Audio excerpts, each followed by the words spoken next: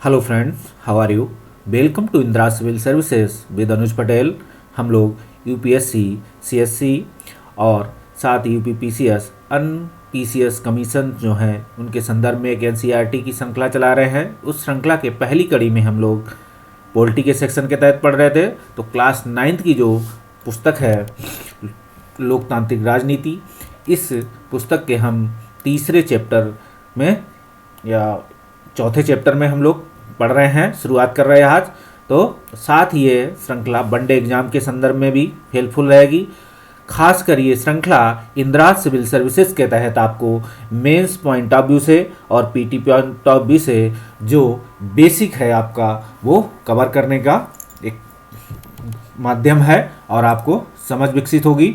तो हम देख सकते हैं आज तीसरे चैप्टर की, इसमें लिखा हुआ चौथा चैप्टर है, लेकिन अगर एनसीईआरटी की फुल साइज में जाएंगे तो एनसीईआरटी की कुछ श्रृंखलाओं में कुछ बदलाव हुआ है, क्या हुआ है जो तो पुरानी एनसीईआरटी में देखेंगे आप तो आपको दिखेगा ये चैप्टर 4 है। लेकिन आप नई एनसीईआरटी अगर डाउनलोड करेंगे आप जाके साइट पे एनसीईआरटी पे, तो आपको ये चैप्टर 3 दिखाई पड़ेगा। तो आप देख सकते हैं इस संदर्भ में चुनावी राजनीति। तो हम इसके अगर पहले संदर्भ में चर्चा करते हैं बेसिक चीज़ में कि चुनावी राजनीति क्या होती है, तो आप देख सकते हैं आप जिस एरिया में रह रहे हैं, जहां आपको रहना हो रहा है, वहां आप देख सकते हैं कि वहां भी चुनाव होते होंगे, चाहे वो लोकसभा का चुनाव होगा, चाहे वो विधानसभा का चुनाव होता हो, चाहे वो पंचायती राज व्यवस्था के तहत चुनाव होता हो। तो आप देख सकते हैं आज लोकसभा, विधानसभा और पंचायती राज के तहत आप देखेंगे ग्राम पंचायत और नगर पंचायत के जो चुनाव होते हैं, तो अपने यहाँ जो चुनावी राजनीति है वो क्या है, डिसेंट्रलाइजेशन के तहत, मतलब हर स्तर तक लोगों की भागीदारी में, ठीक है, जो चुनावी राजनीति है। लेकिन अगर हम वास्तविक चुनावी राजनीति करें तो देख सकते हैं कि चुनावी राजनीति के तहत राजनीतिक पार्टियां जो है चुनाव अपने प्रतिनिधियों को खड़ा करती हैं और चुनाव लड़ती हैं। क्योंकि भारत में बहुदलीय व्यवस्था है संसदीय प्रणाली के तहत, तो बहुत आप भी निर्दलीय खड़े हो सकते हैं। कुछ सपोर्टर के साथ जाएंगे आप डीएम या एसडीएम ऑफिस और अपना नॉमिनेशन करा सकते हैं, आप चुनाव लड़ सकते हैं। अगर खाली बैठे हो तो चुनाव लड़ें। और देख सकते हैं कुछ आपको धनराशि जमा करनी होती है। अगर आप कुछ वोटों से ही जीतते हैं जो एक मिनिमम वोट हैं, तो आपको देखेंगे वो भी क्या कि आपकी धनराशि जब्त हो जाएगी, इसे बोलते हैं जमानत जब्त हो गई। तो आप देख सकते हैं इस संदर्भ में चुनावी राजनीति में आप ये भी देखेंगे कि राजनीतिक पार्टियां जब चुनावी राजनीति के तहत जो है चुनाव लड़ती हैं, तो वो एक पार्टी के तहत जिस पार्टी के तहत प्रतिनिधि चुनाव लड़ता है, दूसरी पार्टी के प्रतिनिधि के विरोध में अपनी बात करता है और अपनी पार्टी की बात करता है कि हमने देश के लिए ये किया है और हम आगे आपके लिए और ये करेंगे। तो उनका एक चुनावी पत्र होता है जो उनकी पार्टी का होता है, संविधान के तहत मेमोरेंडम कह सकते हैं या घोषणा पत्र होता है, जिनके तहत चुनावी वादे कह सकते हैं। वही चुनावी वादों के तहत आप देखेंगे क्या वो आपके लिए काम करते हैं या नहीं करते हैं। ये चुनाव के बाद की राजनीति है। तो आप देख सकते हैं कि और आप ये भी देखें कि चुनावी राजनीति क्यों जरूरी में, कि पहली बात ये है कि अगर हर व्यक्ति चुनावी राजनीति में चुनाव लड़ता है तो हर व्यक्ति अपना शासक स्वयं बन बैठेगा। तो ये भीड़ तंत्र के तहत आप स्वयं जो है क्या होगा, लोग अपनी बात कहेंगे तो किससे कहेंगे। तो इसके तहत भारतीय संविधान एक बनाया गया। भारतीय संविधान के तहत आपको चुनाव लड़ने, चुनाव वोट देने और अन्य प्रक्रियाओं को दिया गया है। तो आप देख सकते हैं इस संदर्भ में कि चुनावी राजनीति में प्रतिनिधि लोकतंत्र में आप ये भी देखेंगे कि प्रतिनिधि लोकतंत्र भारत में जो है आप अपने प्रतिनिधि को वोट देते हैं और जो प्रतिनिधि वोट काम करता है, ऐसा माना जाता है कि आप के लिए वो काम आपके अनुसार हुआ है।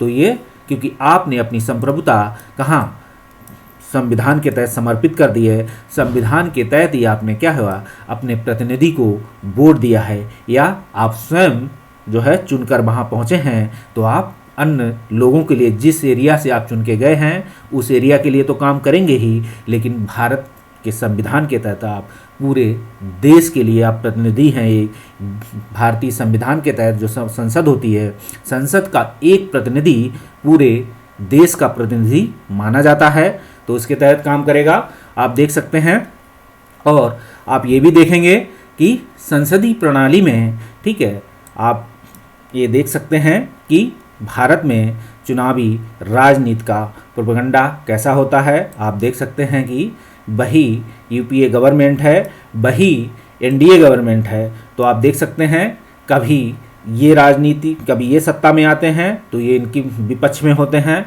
और ये विपक्ष में होते हैं तो ये सत्ता में होते हैं। तो जो सत्ता में होता है, जो विपक्ष में होता है, तो विपक्ष का क्या व्यक्ति करेगा? विपक्ष का आदमी या विपक्ष की पार्टी, ठीक है, सत्ता पक्ष की हर नीतियों की क्या करेगी? आलोचना करेगी। ये लोकतंत्र का पहलू है, क्योंकि लोकतंत्र में सत्ता का अगर शासन जो है, सरकार की अगर आलोचना नहीं करेंगे तो सरकार क्या होगी? सरकार डिक्टेटरशिप की भूमिका में आ जाएगी। तो इसको भी ज़रूरी है। चलिए शुरुआत करते हैं आपके साथ। इसके परिचय में देख सकते हैं हम लोग ये जो चर्चा कर रहे हैं ये इंदिरा सिविल सर्विसेज के तहत कर रहे हैं। हमारे चैनल को लाइक करें, सब्सक्राइब करें। अगर कुछ कमेंट देना हो कमेंट दे सकते हैं। तो परिचय की बात करें कि लोकतंत्र, तो सबसे पहले तो हम आपको एक बता दें कि भारत विश्व का सबसे बड़ा लोकतंत्र है, और सबसे बड़े लोकतंत्र के तहत यहाँ क्या है? बहुदलीय व्यवस्था है, संसदीय प्रणाली है, और आपको जैसा बताया कि आप भी निर्दलीय चुनाव लड़ सकते हैं। किसी पार्टी का अगर आपको सपोर्ट की ज़रूरत ना पड़ती हो तो आप सीधे निर्दलीय की भूमिका में चुनाव लड़ सकते हैं। लोकतंत्र के लिए यह तो ना संभव है, ना ही ज़रूरी है कि लोग सीधे शासन करें।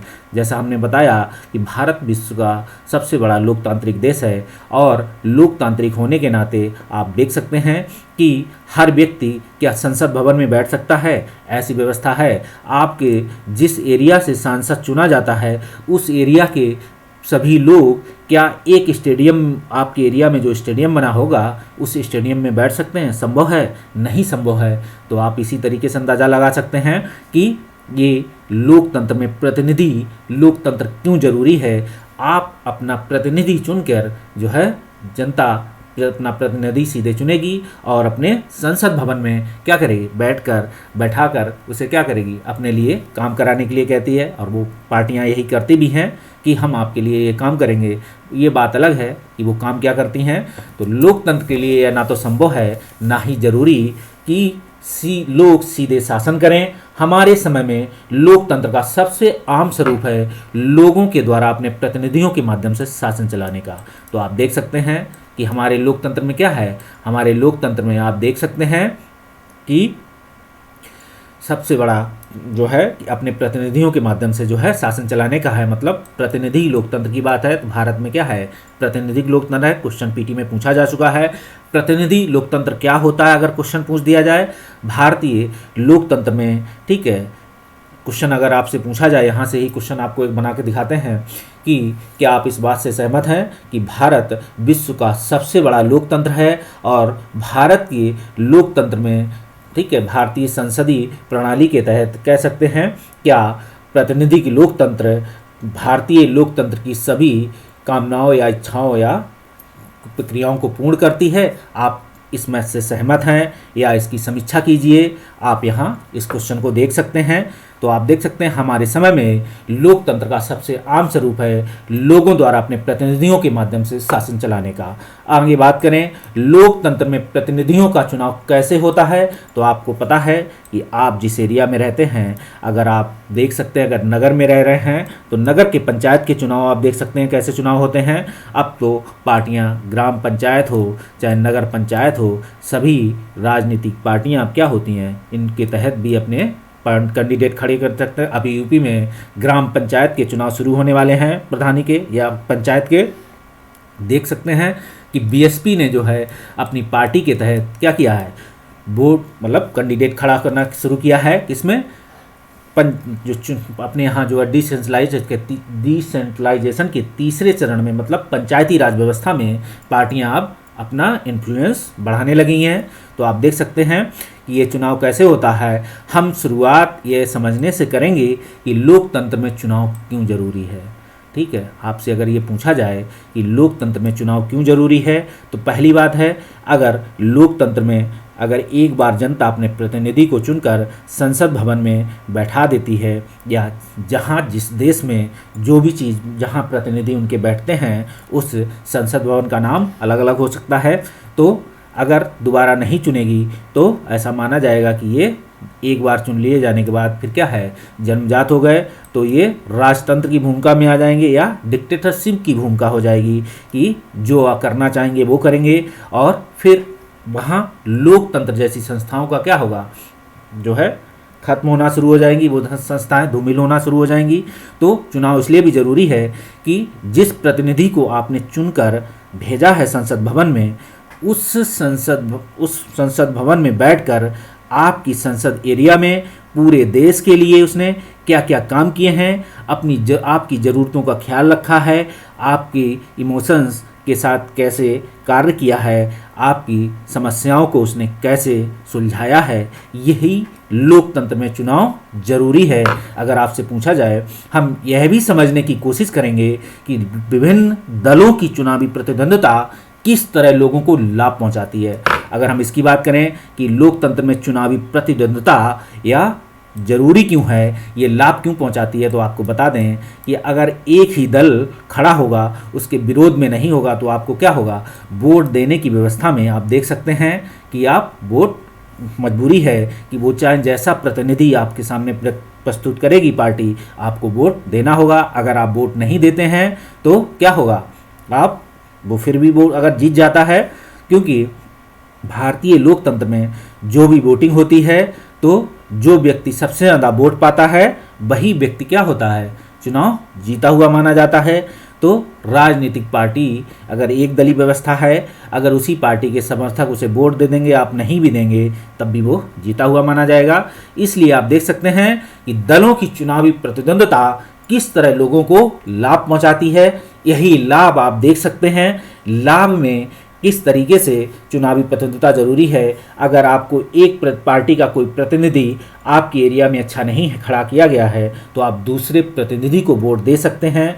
और ये भी ज़रूरी है कि लोकतंत्र में आप किसी पार्टी को वोट ना देके किसी अपने एरिया में जो आपने प्रतिनिधि खड़ा किया है उस प्रतिनिधि को वोट देते हैं। यह लोकतंत्र में जो है चुनावी राजनीति के तहत आपको वोट देने के लिए कहा जाता है। भारतीय लोकतंत्र या लोकतंत्र की व्यवस्था है कि आपके सामने जो भी पार्टी प्रतिनिधि खड़ा करे, आप उस प्रतिनिधि को वोट दें, ना कि पार्टी को। ये लोकतंत्र की व्यवस्था है या चुनावी राजनीति की व्यवस्था कह सकते हैं।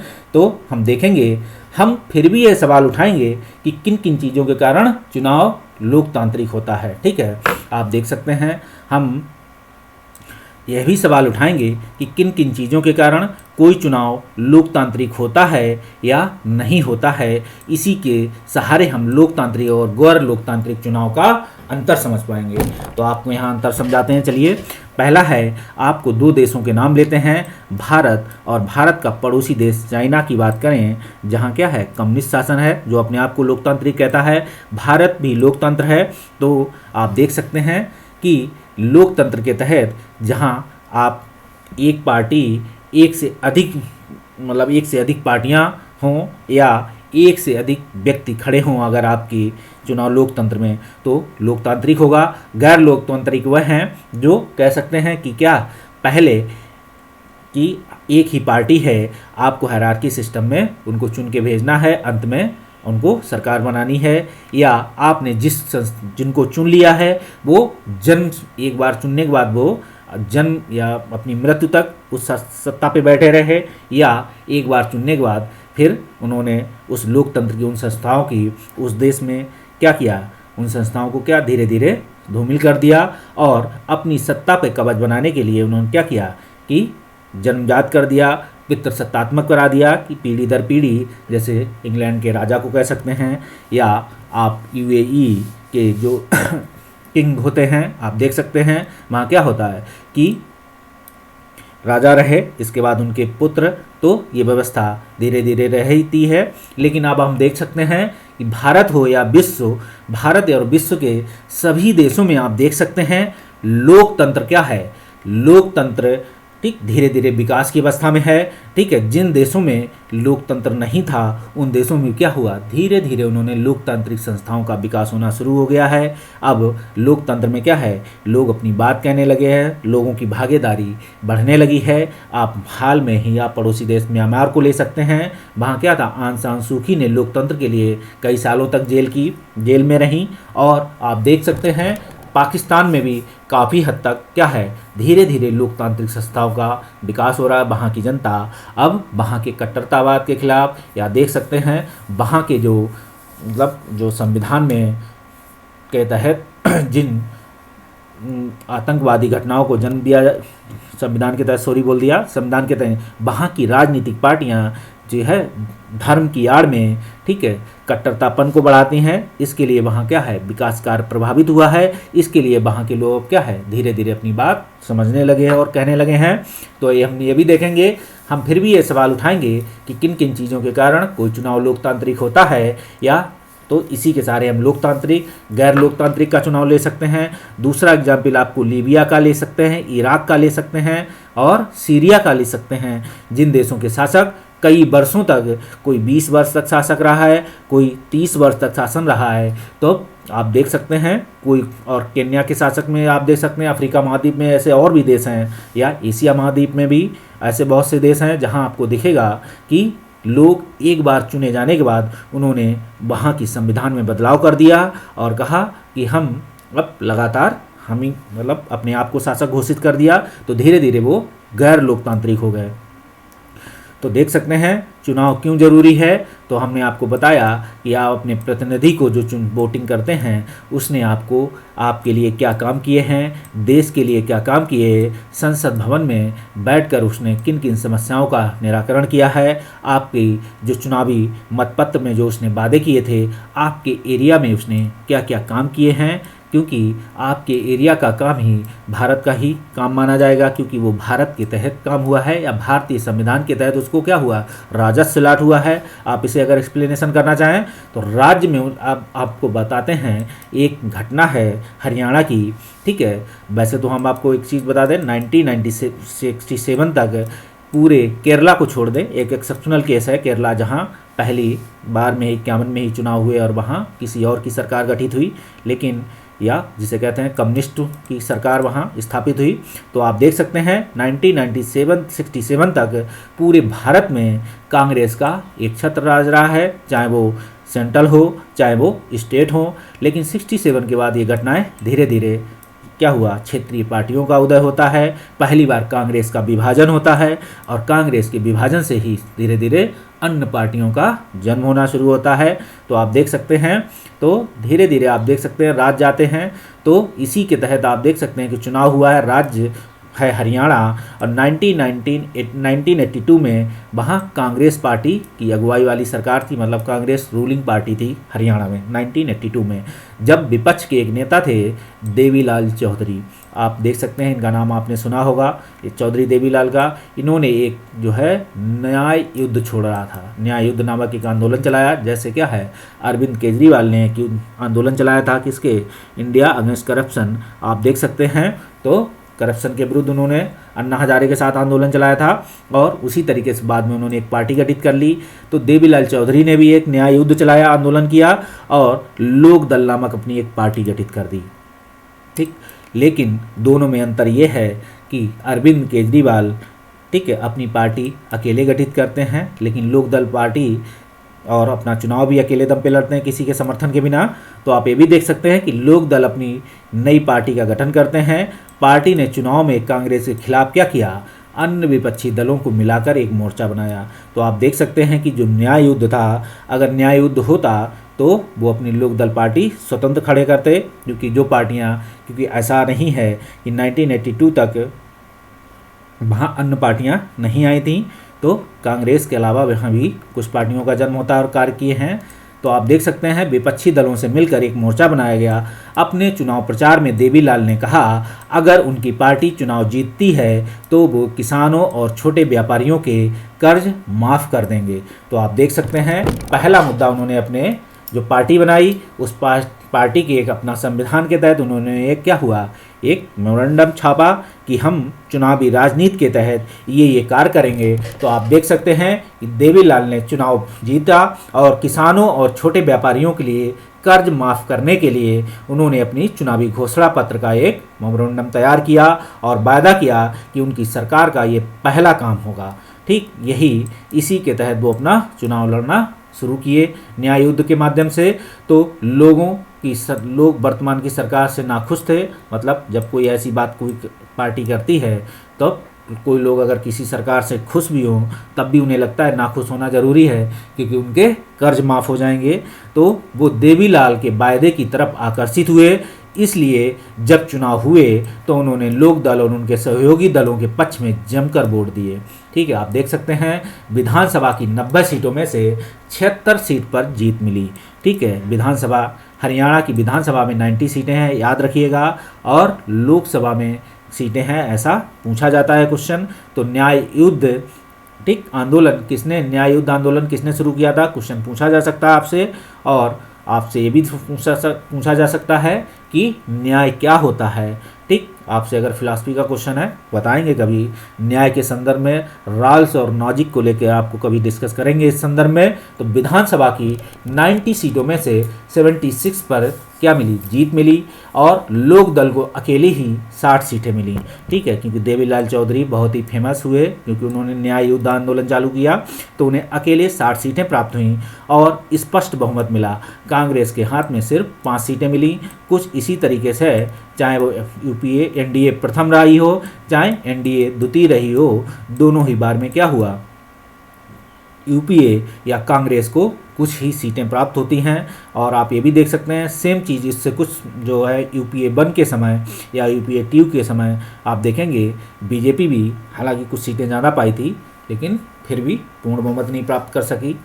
दोनों को ही पूर्ण बहुमत नहीं प्राप्त हुआ था, लेकिन इस बार क्या हुआ, बीजेपी को पूर्ण बहुमत प्राप्त हुआ है, आप देख सकते हैं। तो कांग्रेस तब तक 5 सीटें लगी उस समय तत्कालीन सरकार के मुख्यमंत्री। तो आप देख सकते हैं कि जब कोई पार्टी चुनाव हार जाती है और उसका कोई भी व्यक्ति या उस पार्टी के तहत जो भी मुख्यमंत्री पद पर होता है वो अपने पद से इस्तीफा मुख्यमंत्री को सौंपता है, लेकिन तब तक वो मुख्यमंत्री पद पर बना रहता है जब तक नया मुख्यमंत्री को शपथ नहीं दिला दी जाती है। और आप देख सकते हैं जिस दिन से पहली जब वो अपना क्या करे बहुमत साबित करेगा, बहुमत साबित करने से पहले जिस दिन वो पहली विधानसभा में बैठेगा, लोकसभा में बैठेगा और शासन की बागडोर उसके हाथों में चली जाती, ये प्रक्रिया है संसदीय लोकतंत्र में। ठीक है, अगर पूछा जाए नियमावली के तहत तो लोकतंत्र के निर्वाचित विधायकों ने देवीलाल को अपना नेता चुना। ठीक है, क्योंकि जो पार्टी सबसे बड़ी पार्टी चुनाव जीत के आती है उस पार्टी के जो विधायक या सांसद होते हैं अपनी पार्टी का एक नेता चुनते हैं, और नेता चुनने के बाद क्या करेंगे, या तो राष्ट्रपति को या राज्यपाल को क्या करेंगे, एक देंगे क्या चुनावी घोषणा पत्र के तहत जो भी चुनाव जीतेंगे हम अपना नेता इन्हें चुनते हैं। तो राज्यपाल ने देवीलाल चौधरी को मुख्यमंत्री के रूप में क्या हुआ, काम संभालने का निमंत्रण दिया और शपथ दिलाई। चुनावी नतीजों की घोषणा के 3 दिन के उन्होंने शपथ ग्रहण की। शपथ ग्रहण करने के बाद उन्होंने 3 दिन के अंदर क्या किया, मुख्यमंत्री बन गए, और शपथ लेने के तत्काल बाद ही उनकी सरकार ने आदेश जारी किया कि किसान, खेतियार, मजदूर और छोटे व्यापारियों के बकाया ऋण को माफ़ कर दिया गया। ठीक है, उनकी पार्टी ने राज्य में 4 साल तक शासन किया, लेकिन उन्होंने पहला काम तो किया अपने चुनावी घोषणा पत्र के तहत। इसके बाद वो अन्य पार्टियों के साथ उन्होंने क्या हुआ था, कोलेशन गवर्नमेंट के तहत अपनी सरकार बनाई थी। तो आप देखें कि उन्होंने चुनाव ही कोलेशन गवर्नमेंट के तहत लड़ा था। तो इसके बाद शायद उन्होंने क्या हुआ, जनता की समस्याओं की तरफ उनका ध्यान नहीं गया। उनकी जनता की उन्हें लगा कि शायद एक ही समस्या है कि किसान कर्ज में है, बाकी किसान, तो उन्होंने किसानों के ऋण माफ़ कर दिए।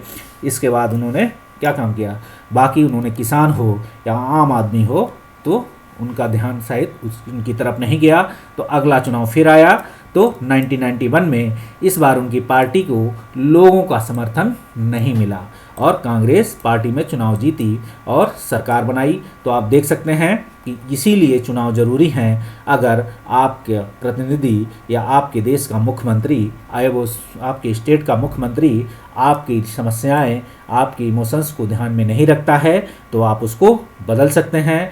इमोशंस का मतलब है अगर वो धर्म के आधार पर, जात के आधार पर काम कर रहा है तो आप उसके खिलाफ एक्शन ले सकते हैं। कब, जब चुनावी राजनीति का मुद्दा आएगा सामने अगले चुनाव में। कि चलिए अगले चुनाव में आपको भी दिखाएंगे, जैसा यूपी में अक्सर कर होता रहता है। आने वाले समय में फिर शायद ऐसी घटना घटे। आप देख सकते हैं इस बार उनकी पार्टी को लोगों का समर्थन नहीं मिला। कांग्रेस पार्टी ने चुनाव जीता और सरकार बनाई, ठीक। क्योंकि अब यहाँ से अगर बात करें तो देख सकते हैं कि क्या आपको मालूम है आपके राज्य में विधानसभा के पिछले चुनाव कब हुए, इसके इलाके में पिछले चुनाव 5 वर्षों में और कौन कौन से चुनाव हुए, इन चुनाव के स्तर पर राष्ट्रीय विधानसभा, पंचायत बगैर, पंचायत का मतलब है यहाँ पंचायत 2 स्तर हैं, ग्राम और नगर पंचायत, उनके होने का समय, उनके उसमें आपके क्षेत्र से चुने हुए व्यक्ति के सांसद, विधायक, पार्षद और अन्य चीज़ें, तो देख सकते हैं कि कैसे कैसे चुनाव लड़ा जाता है, कैसे कैसे किन किन स्तर पर चुनाव होता है, आप ये भी देख सकते हैं। अगर हम बात करें चुनाव क्यों ज़रूरी है, चलिए इस वीडियो को हम लोग यहीं रोकते हैं, अगले वीडियो में हम बात करेंगे कि चुनाव क्यों ज़रूरी है। अभी तो हम लोगों ने 2 बार चीज़ें सीखी कि एक तो बात थी चुनाव क्यों, अब है ठीक चुनाव क्यों ज़रूरी है, आप इस पे देख सकते हैं।